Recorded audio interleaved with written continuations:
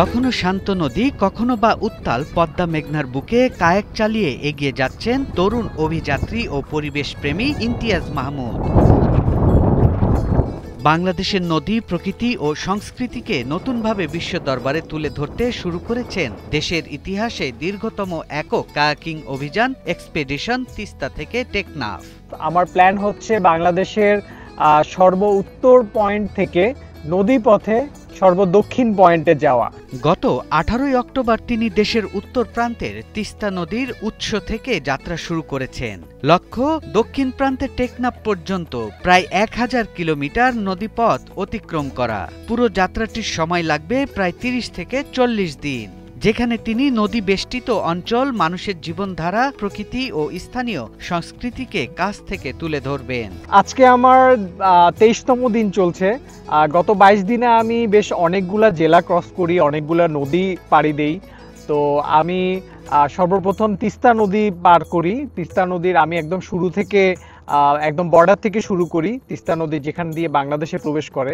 তো তারপর আমি তিস্তা নদীর একদম শেষ পয়েন্টে এসে আমি ব্রহ্মপুত্রে ঢুকি।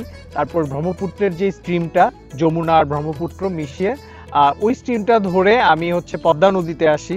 তারপর আজকে আমি কিছুক্ষণ আগে পদ্মা মেঘনার মোহনাটা ক্রস করি।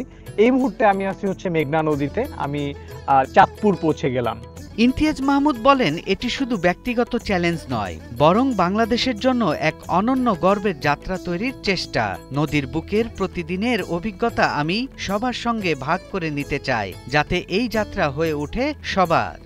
খুব আহামরি কঠিন না, কিন্তু কঠিন হয়ে যায় যখন আমরা এগুলাকে জাস্ট একটা শখ হিসেবে চিন্তা করি। এটাকে আসলে নেসেসিটি হিসাবে, একটা এসেনশিয়াল জিনিস, যে আমি আমার শরীর ও মন ভালো রাখার জন্য একটা জিনিস করতেছি, এইভাবে আসলে আমরা জিনিসটাকে চিন্তা করি না। তো এখানে একটা সাইকোলজিক্যাল ব্যারিয়ার আমার কাছে মনে হয় এটা। তো আমি বলবো যে আরো বেশি বেশি করে মানুষের স্পোর্টসে আসা উচিত। স্পোর্টস মানুষকে আসলে অনেকভাবে মানুষকে চেঞ্জ করতে পারে। সেটা ফিজিক্যালি হইতে পারে, স্পিরিচুয়ালি হইতে পারে। খুবই প্রচলিত ধারণা হচ্ছে যে অ্যাডভেঞ্চার স্পোর্টস বা আউটডোর স্পোর্টসগুলা মনে হয় বিলাসিতার জিনিস। তো এখানে আমি বলবো যে হ্যাঁ, ডেফিনেটলি এখানে কিছু খরচের ব্যাপার আছে। আপনার একটা এক্সট্রা খরচ হবে কিছুটা কিছু হইলেও, কিন্তু ব্যাপারটা হচ্ছে আমরা এত অপ্রাসঙ্গিক খরচ করে থাকি আমরা যারা শহরের মানুষ। যে ধরেন আপনি যদি প্রতি মাসে 2 দিন রেস্টুরেন্টে না যান বা 2টা জামা কম কিনেন, তাহলেই কিন্তু আপনি একটা স্পোর্টসের সাথে ইনভলভ থাকতে পারবেন। বাংলাদেশের নদীমাতৃক ঐতিহ্য, প্রকৃতি এবং অভিযাত্রার নতুন অধ্যায় রচনার মধ্য দিয়ে এই অভিযান এক ঐতিহাসিক মাইলফলক। আর ইমতিয়াজের এ যাত্রায় মিডিয়া সহযোগী হয়ে আছে 71 টেলিভিশন।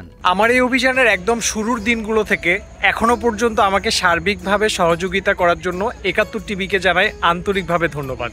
ট্যুরিজমের দিক থেকেও চিন্তা করি যে বাংলাদেশে এত নদী, এত সুন্দর রিভার সিস্টেম, আমাদের এখানে আসলে অপার সম্ভাবনা, কিন্তু আমরা আসলে নদীগুলাকে সেভাবে ইউজই করতে পারতেছি না।